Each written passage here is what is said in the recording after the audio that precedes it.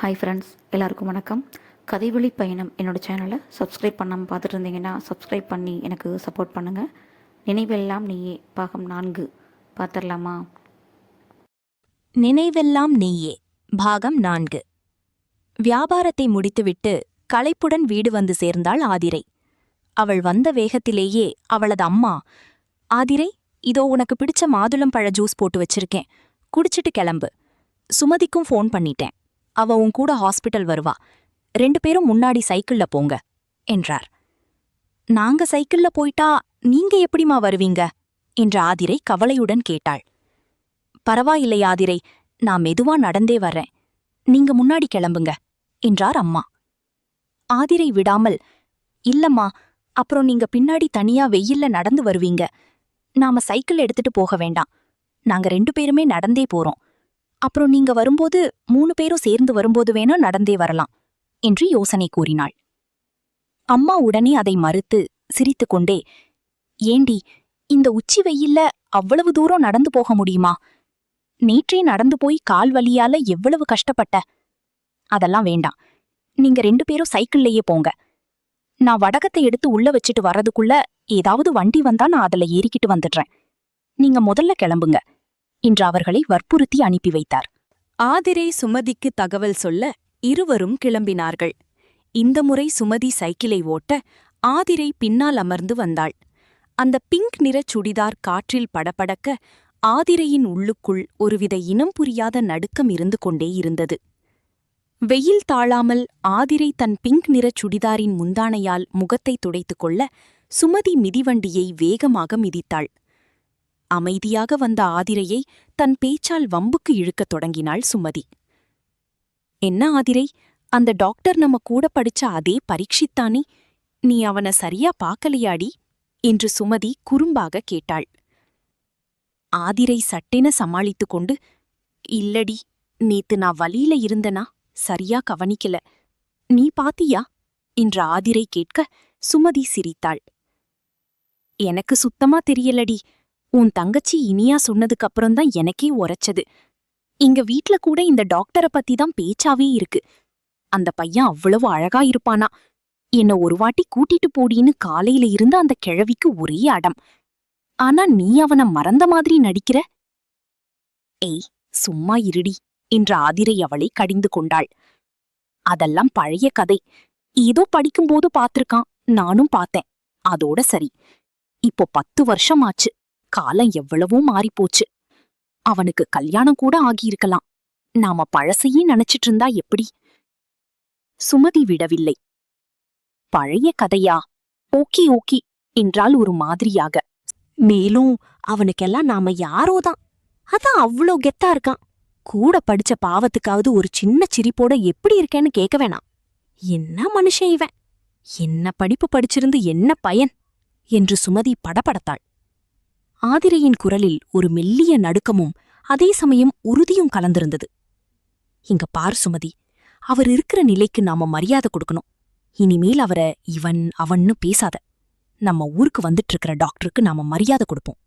இன்னைக்கு நாம போவோம், அவர் நம்மள அடையாளம் கண்டுகிட்டு பேசுனா பேசுவோம், இல்லையா அவர் டாக்டரா இருக்கட்டும், நாம நோயாளியா இருப்போம்.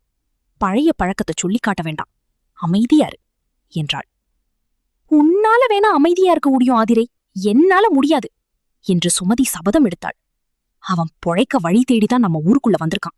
நம்ம சொந்த ஊருக்கே வந்துட்டு நம்மளையே கண்டுக்காம இருப்பானா? அவன் படிச்ச டாக்டருங்கிற திமிர காட்டினா நான் என் ஊரு திமிர காட்டுறேன். இன்னைக்கு அவன் என்ன பண்றேன்னு மட்டும் பாரு. பிளீஸ் டி சுமதி, எதுவும் பண்ணிடாத, நான் உன்கிட்ட கெஞ்சி கேட்டுக்கிறேன். அப்படி ஏதாவது பண்ணினா அப்புறம் நமக்குள்ள இருக்கிற நட்பே ரத்துதான் என்ற ஆதிரை மிரட்டினாள். இப்போடி, இதையே நீ கோடி முறை சொல்லிருப்ப, கம்முனு வா என்று சொல்லிக்கொண்டே சுமதி மிதிவண்டியை ஆரம்ப சுகாதார நிலையத்தின் வாசலில் நிறுத்தினாள். உள்ளே நுழைந்தபோது ஆதிரையின் இதயம் தாழமில்லாமல் துடித்தது. சுமதியின் பிடிவாதமும் பரீட்சித்தின் மௌனமும் என்ன செய்யப் போகிறதோ என்ற அச்சம் அவளை சூழ்ந்தது. வளநாடு ஆரம்ப சுகாதார நிலையம். கூட்டம் அவ்வளவாக இல்லை. ஆதிரையும் சுமதியும் பதிவேட்டில் பெயரை பதிவு செய்துவிட்டு வெளியிலுள்ள பெஞ்சில் அமர்ந்திருந்தார்கள். சரியாக 10 நிமிடங்கள் கழித்து கம்பவுண்டர் வெளியே வந்து உரத்த குரலில் அழைத்தார். ஆதிரை அந்த பெயர் அறைக்குள்ளிருந்த பரீட்சித்தின் காதுகளில் தேனாக பாய்ந்தது. காலையிலிருந்தே அவளது வருகைக்காகவே காத்திருந்த அவனது விழிகளில் ஒரு மின்னல் வெட்டியது. ஆதிரை மெல்ல எழுந்து உள்ளே நுழைந்தாள். அவளுக்கு பின்னால் சுமதி. பரீட்சித் தன் மேஜையில் இருந்த கோப்புகளை மூடி வைத்துவிட்டு அவர்களை ஏறிட்டு பார்த்தான். அவனது கண்கள் ஆதிரையை மட்டுமே நிலைக்குத்தி பார்த்தன. உட்காருங்க என்ற அருகில் இருந்த நாற்காலியை தன் கையால் காட்டினான் பரீட்சித். அவள் தயக்கத்துடன் அமர்ந்தாள். பரீட்சித் மிகவும் நிதானமாகவும் கனிவாகவும் அவளிடம் பேசத் தொடங்கினான். இப்போ உங்க ஸ்டொமக் பெயின் எப்படி இருக்கு ஆதிரை? பரவாயில்லையா? நீத்து நான் கொடுத்த டேப்லெட்ஸ் எல்லாம் கரெக்டா போட்டீங்களா? அவன் பேசும்போது அவளது கண்களையே உற்று நோக்கினான்.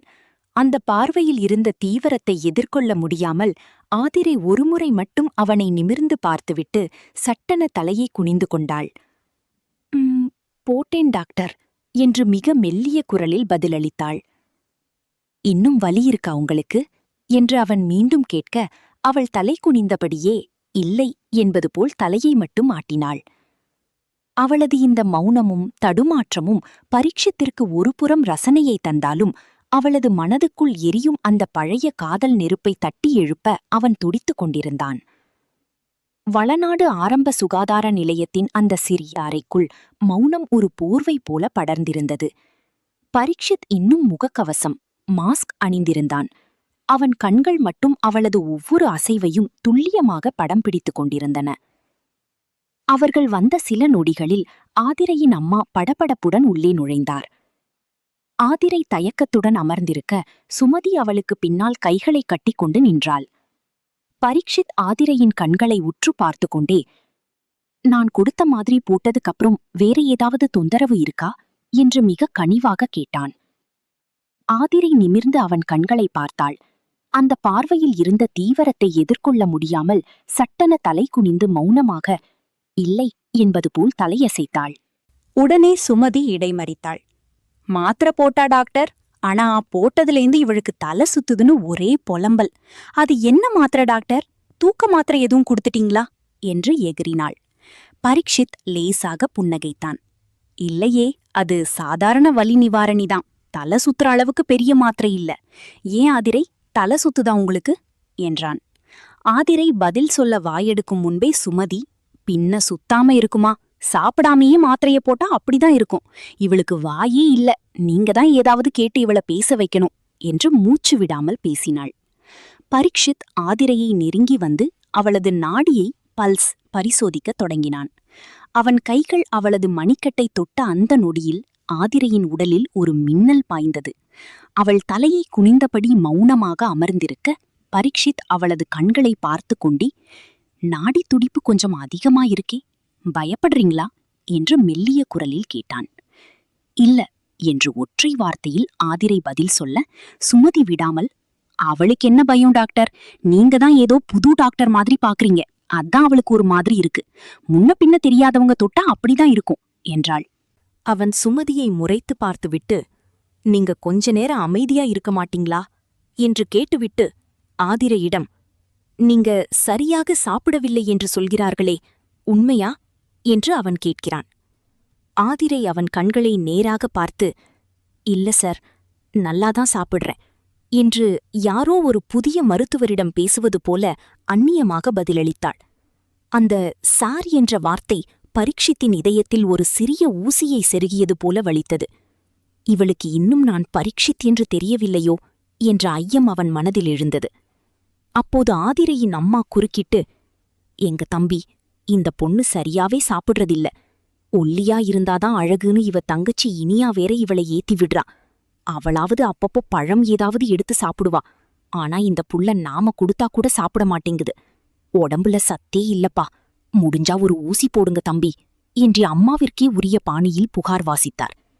ஊசி என்ற வார்த்தையை கேட்டதும் ஆதிரையின் முகம் வெளிறியது. அம்மா சும்மா இருமா, எதுக்கு இதெல்லாம் சொல்லிட்டு இருக்க என்று குழந்தையைப் போலச் சிணுங்கினாள். சுமதி, சொல்லுடி அம்மா கிட்ட என்று தோழியிடம் தஞ்சம் புகுந்தாள். பரீட்சித் இதை பார்த்து கொண்டே ரகசியமாகச் சிரித்தான். ஏன் ஆதிரை, ஒழுங்கா சாப்பிட மாட்டீங்களா? அப்புறம் ஊசி போடாம என்ன பண்ணுவாங்க என்று முதல் முறையாக அவளது பெயரைச் சொல்லி அழைத்தான். ஆதிரை திடுக்கிட்டாள். நான் இன்னும் என் பெயரை இவரிடம் சொல்லவே இல்லையே, இவருக்கு எப்படி தெரியும் என்று அவளுக்குள் ஒரு இனம் புரியாத இன்பமும் அதிர்ச்சியும் ஒரு சேர பரவியது. நர்ஸ் பிரவீனா, இவங்களுக்கு பிரஷர் செக் பண்ணுங்க என்று அங்கிருந்த நர்ஸை அழைத்தான். பிரவீனா வேறு யாரும் அல்ல, ஆதிரையின் தங்கை இனியாவின் தோழியான நவீனாவின் அக்காதான். 3 வருடங்களாக அந்த மருத்துவமனையின் தூணாக இருப்பவள். பிரவீனா பிரஷரை சோதித்துவிட்டு, எல்லாம் நார்மலாதான் இருக்கு டாக்டர் என்று கூறிவிட்டு சென்று விட்டார். ஒரு பிளட் டெஸ்ட் எடுத்துடலாமா?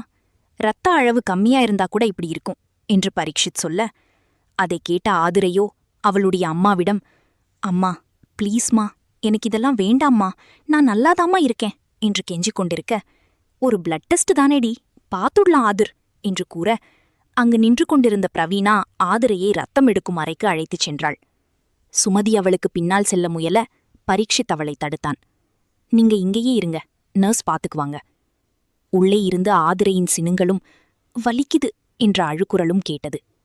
சிறிது நேரத்தில் கண்களை துடைத்துக் கொண்டு வெளியே வந்தவளை, இங்க வந்து உட்காருங்க என்ற அருகில் இருந்த நாற்காலியில் அமர வைத்தான் பரீட்சித். ஏன், உங்களுக்கு ஊசினா அவ்ளோ பயமா என்று மிக மென்மையாக கேட்டான். அவள் அம்மாவை நோக்கி, அம்மா, நேத்து கொடுத்த மருந்து சீட்டு கொஞ்சம் கொடுங்களே என்று கேட்க, இருங்க தம்பி, வெளியே கூடைக்குள்ள இருக்கு, எடுத்துட்டு வரேன் என்று அவர் வெளியே சென்றார்.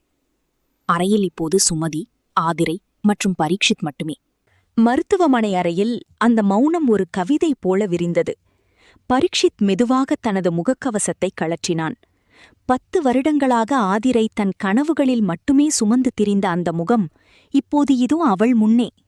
மருந்து சீட்டில் எதையோ எழுதிக் கொண்டே, என்ன ஞாபகம் இருக்கா ஆதிரை என்று அவன் அந்த மெல்லிய காந்த குரலில் கேட்க, ஆதிரை மெல்ல தலை நிமிர்ந்து அவனை பார்த்தாள்.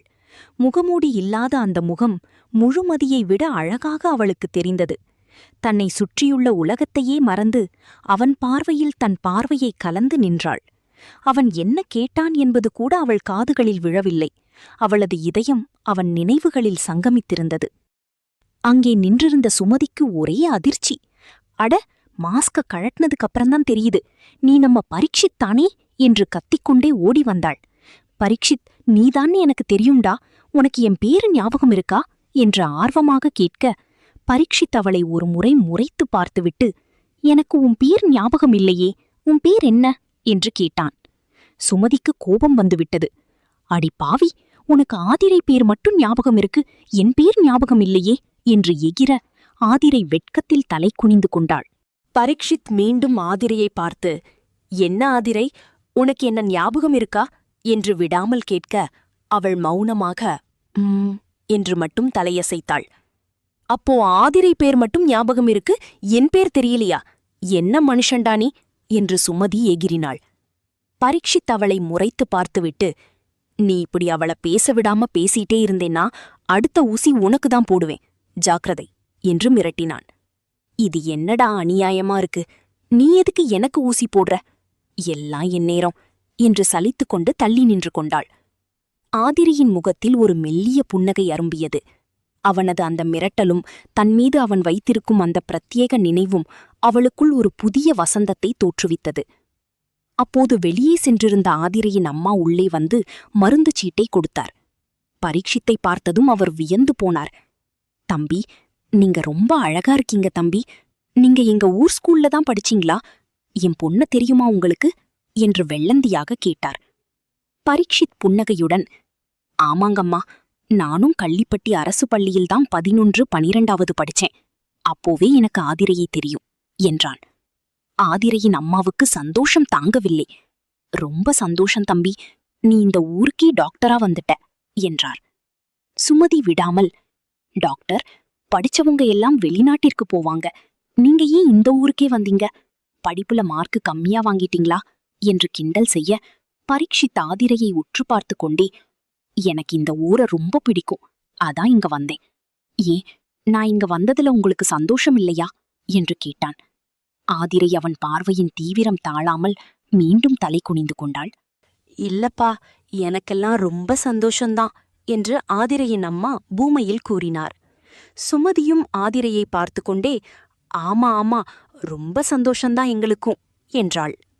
பரீட்சித் தொடர்ந்து அம்மாவிடம் பேசினான். அம்மா, நான் இப்போ கள்ளிப்பட்டியில தான் தங்கியிருக்கேன், இந்த ஊருக்குள்ளேயே வீடு பார்த்துட்டு இருக்கேன், சொந்தமா வாங்குற மாதிரி ஏதாவது நல்ல வீடு இருந்தா சொல்லுங்க என்றான். ஒரு பெரிய டாக்டர் என்ற பந்தாவே இல்லாமல் அவன் யதார்த்தமாக பேசியது ஆதிரைக்கு மிகவும் பிடித்திருந்தது. அப்போது நர்ஸ் பிரவீனா இரத்த பரிசோதனை முடிவுகளை கொண்டு வந்து கொடுத்தார். அதை பார்க்க பரீட்சித்தின் முகம் சற்று மாறியது. அம்மா, ஆதிரைக்கு ரத்தத்தில் ஹீமோகுளோபின் அளவு ரொம்ப கம்மியா இருக்கு. ஊசி போடணும்னா பயப்படுறா. அதனால மாத்திரை தர்றேன். ஆனா உடம்பு ரொம்ப சோர்வா இருக்கிறதுனால இப்போ ஒரு ட்ரிப்ஸ் ஏத்திடலாமா என்று ஆதிரையை பார்த்து அன்பாக கேட்டான். ஐயோ ப்ளீஸ் டாக்டர், அதெல்லாம் வேண்டா. நான் இனிமே நல்லா சாப்பிட்டுக்கிறேன் என்று ஆதிரை பதறிக்கொண்டு எழ முயல சுமதி அவளை பிடித்து அமர்த்தினாள். தயவு செஞ்சு போடுங்க டாக்டர், அப்பவாவது இவ ஒழுங்கா சாப்பிடுவா என்றாள். அம்மாவும் சரி என்று சொல்லிவிட ஆதிரை குழந்தையைப் போல கெஞ்சினாள். ஆனால் யாரும் கேட்பதாக இல்லை. நர்ஸ் பிரவீனா ட்ரிப்ஸ் ஏற்ற முயல ஆதிரை கையை தூக்கி ரகளை செய்தாள்.